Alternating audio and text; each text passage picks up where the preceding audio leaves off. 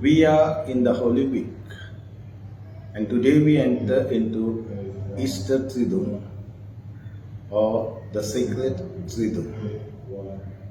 These are the most important days in the life of the Church, or the whole liturgical year. Here we commemorate the Passion, death, and resurrection of the Lord.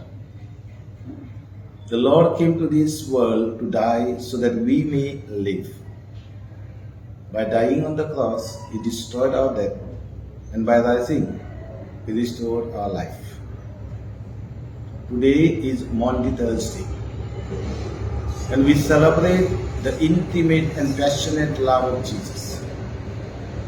Latin word mandatum, which means commandment.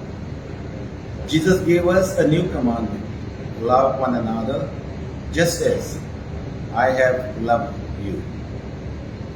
So the model for us is Jesus Himself. We are called to grow in this consciousness and conviction, to carry out the command of the Lord. The other two events of the great importance today are institution of the Eucharist and the priesthood.